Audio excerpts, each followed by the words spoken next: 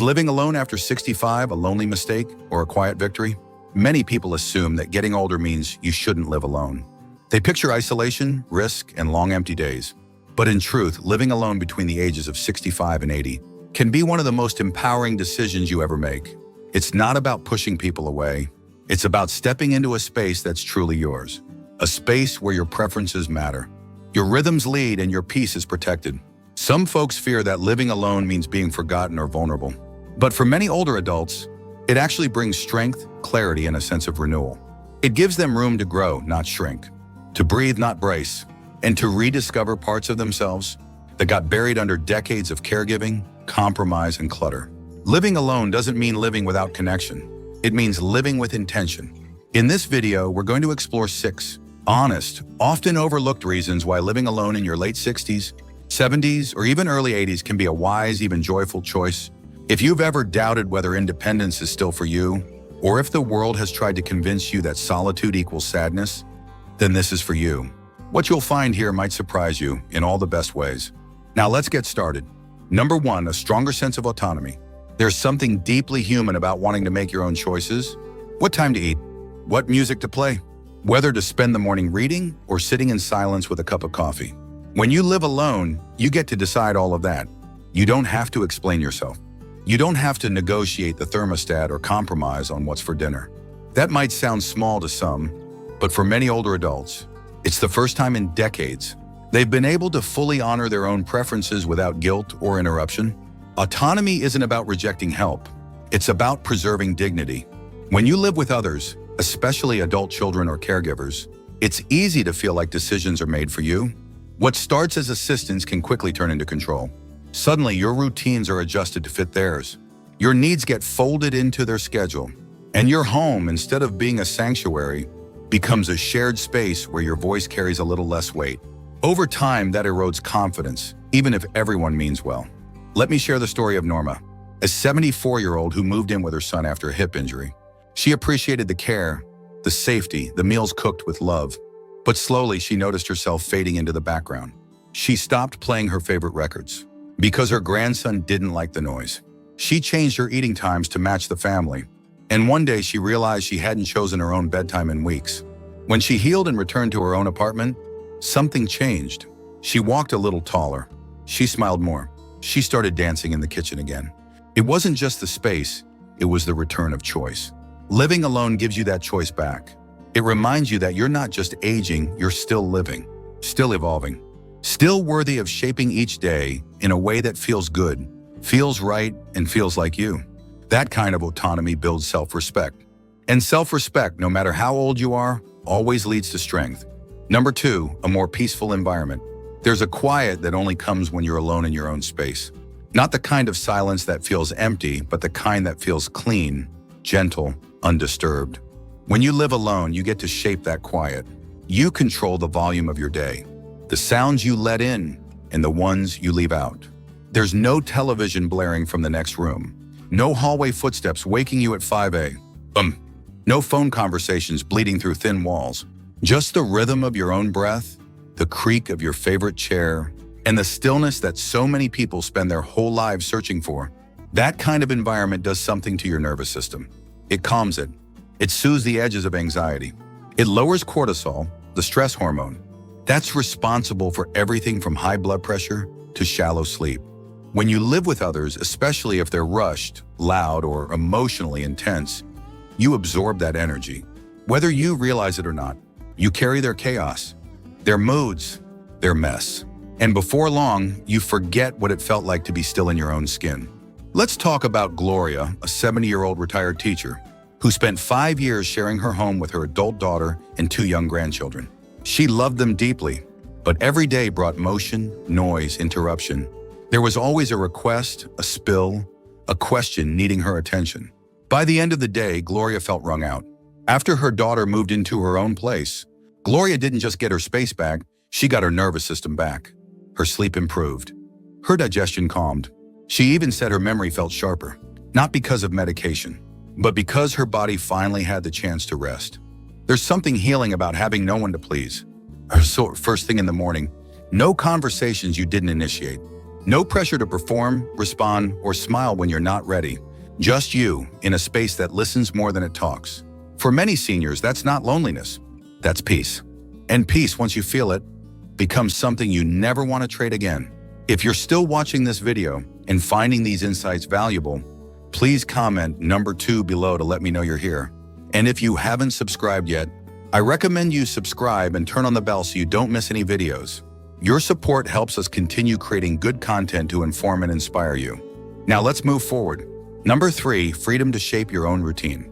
There's a certain joy that comes with moving through your day on your own time. Waking when your body says it's ready. Eating when you're actually hungry. Choosing when to run errands, when to rest, when to turn off the lights.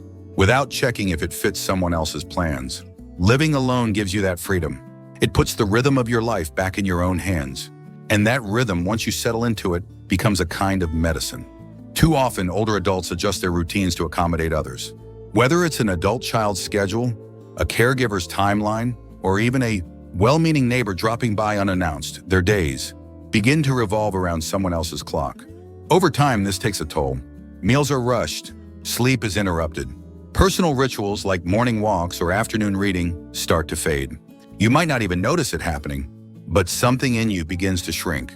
A little, like a flower being turned away from the sun.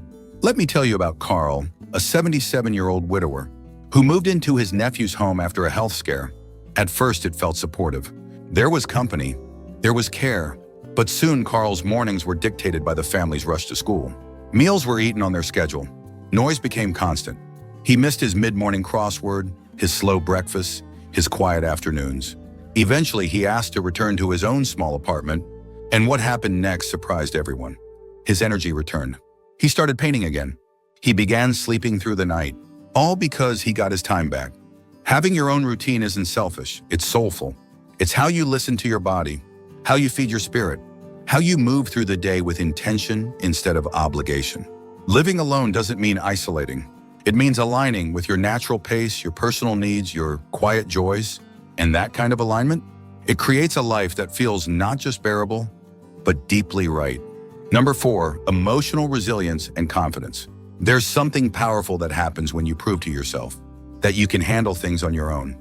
Not because you have to, but because you choose to. Living alone in your later years doesn't just provide freedom, it builds a quiet kind of strength. The kind that comes from managing the bills, calling the plumber, deciding what's for dinner, and locking your own front door at night. Each of those small acts tells your brain I'm capable. I'm steady. I'm still in charge of my own life. For many older adults, there's a lingering worry that independence fades with age. That needing less help means taking on too much. But in reality, managing life solo, when done safely and mindfully, can actually restore confidence that got lost somewhere along the way. When you make your own decisions and solve small daily problems, your sense of self gets stronger. You stop second-guessing yourself. You stop waiting for someone to tell you what to do. You begin to trust your instincts again. Let me tell you about Bernice, an 81-year-old, who had lived with her sister for most of her adult life. When her sister passed away, many people expected Bernice to move in with family, but she decided to stay in the home they had shared. At first, she was nervous. She didn't know if she could handle it all, but she did. Slowly, quietly, day by day, she learned to manage her finances. She fixed a broken faucet. She took walks by herself. And one afternoon, after making her own doctor's appointment and driving herself there, she said out loud, "I didn't know I could still do all this." That realization lit her up from the inside. Living alone gives you moments like that. Moments that rebuild the bridge between who you were and who you still are. It reminds you that aging doesn't mean erasing. It means evolving. And the more you do for yourself, the more you believe in yourself. That belief becomes emotional armor. It steadies you when life shakes. It grounds you when the future feels uncertain. And it fills your quiet days not with doubt, but with a deep earned pride. If you're still watching this video and finding these insights valuable, please comment number 4 below to let me know you're here. And if you haven't subscribed yet, I recommend you subscribe and turn on the bell so you don't miss any videos. Your support helps us continue creating good content to inform and inspire you. Now let's move forward. Number 5, fewer social conflicts and emotional friction. One of the most overlooked benefits of living alone in your later years is the peace that comes from fewer daily conflicts. You're not navigating passive-aggressive remarks. You're not absorbing someone else's bad mood. You're not compromising on how loud the TV is or biting your tongue at the dinner table. That may sound minor, but emotional friction, especially when it's constant, drains your energy. It chips away at your sense of ease. And over time, it can quietly steal the joy from your days without you even realizing it. When you live with others, even those you love, there's always the potential for tension. It could be a difference in habits, in beliefs, in how you like your space to feel. And while those differences might seem manageable, the constant need to adjust, explain, or defend your preferences wears you down. Eventually, you start shrinking yourself to keep the peace. You stop saying what you think. You walk on eggshells. You edit your joy. And that quiet pressure adds up. Let's talk about Leonard, a 79-year-old who moved in with his daughter after a minor fall. She meant well. She wanted to protect him. But soon every choice became a debate. Whether he could drive, whether he could eat what he wanted, whether he was allowed to work in the garden. After a year, Leonard asked to move into a small senior apartment complex. Not because he didn't love his family, but because he missed his voice. Within a few weeks, his posture improved. His laughter came back. He said it felt like his home was finally his again. Living alone doesn't mean cutting people out.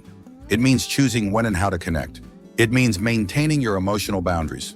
It means making room for peaceful relationships, not ones forced by proximity.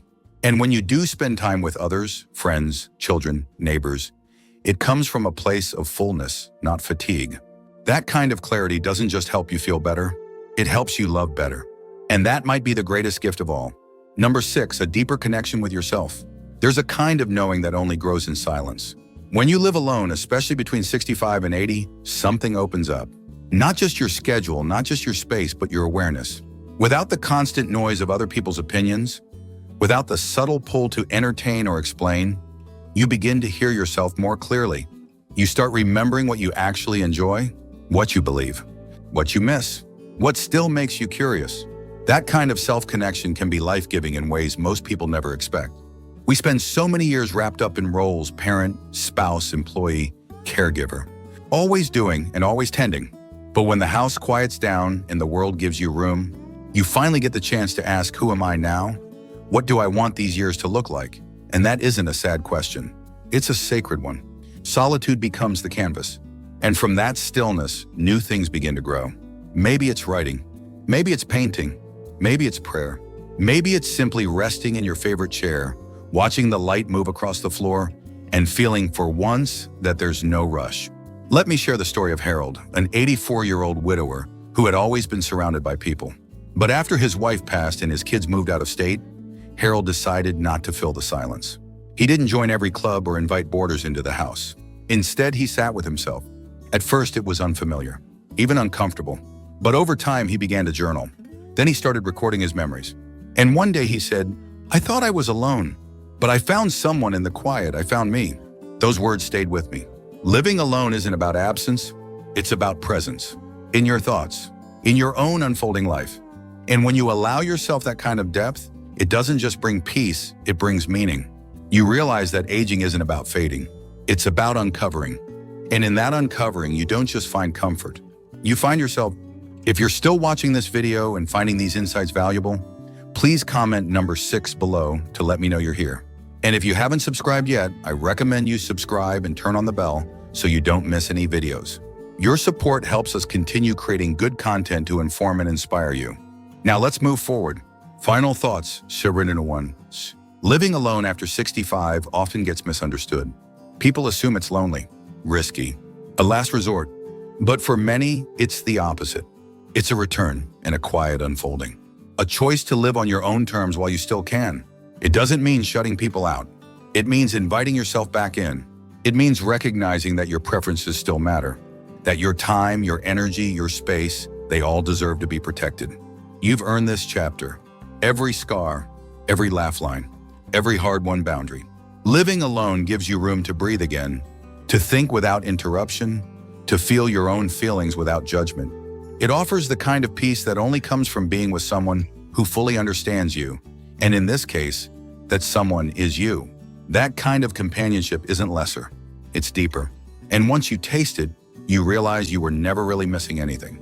You were just waiting to come home to yourself. So if you've been wondering whether this lifestyle is right for you, Don't look to what the world says. Look inward. Ask your body how it feels when the house is quiet. Ask your mind how it responds when no one's watching. Ask your spirit what it longs for when the day is entirely yours. The answers you hear might not come loud, but they'll come honest. Thank you for joining us today. We'd love to hear from you. Leave a comment below and share one thing you learned today and how you plan to use it in your life. Your thoughts are important to us, so don't hesitate to share them. Reading your comments gives us great motivation and encouragement. If you enjoyed this video and found it helpful, please like, subscribe, and share. Your support helps us continue creating good content to inform and inspire you. Thanks for watching, and we look forward to seeing you in the next video.